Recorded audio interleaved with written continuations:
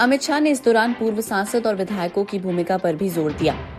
शाह ने जोर देकर कहा कि अगर बूथ मजबूत रहेगा तो 300 से ज्यादा का आंकड़ा छूने में कोई दिक्कत नहीं होगी।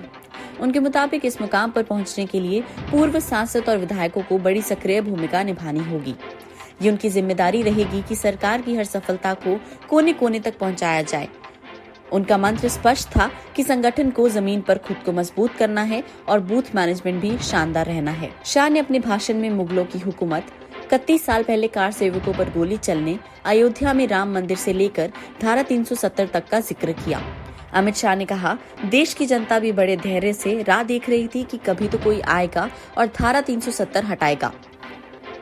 मित्रों, 19 में पूरा बहुमत मिला, मोदी जी प्रधानमंत्री बने। 5 अगस्त 2019 को धारा 370 और 35वें को उखाड़कर फेंक दिया गया।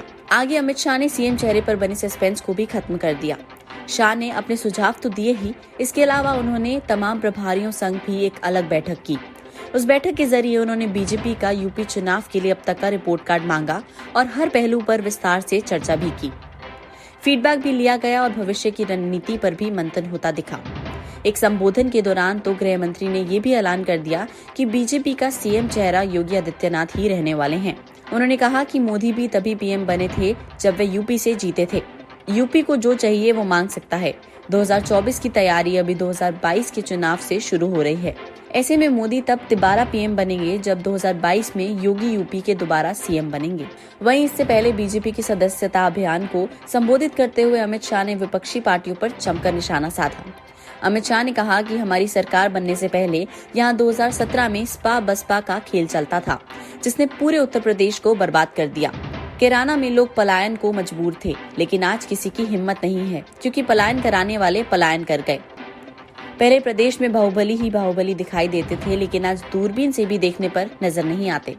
अमित शाह ने आगे कहा कि कुछ राजनीतिक पार्टियां ऐसी होती हैं जो हमेशा के लिए समाज सेवा का कार्य करती हैं, और कुछ राजनीतिक पार्टियां ऐसी होती हैं जैसे बारिश में मेंढक बाहर आ जाता है। ऐसे चुनावी मेंढक भी चुनाव के समय ही बाहर आते हैं।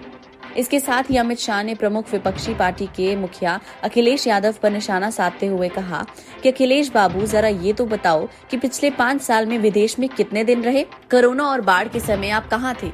अमित शाह ने आगे कहा कि अखिलेश ने सपा सरकार के समय शासन खुद के लिए, परिवार के लिए और अपनी जाति के लिए किया है। शाह ने कहा कि अखिलेश एंड कंपनी 2014-2017 में हमें ताने मारती थी कि मंदिर वहीं बनाएंगे, तिथि नहीं बताएंगे।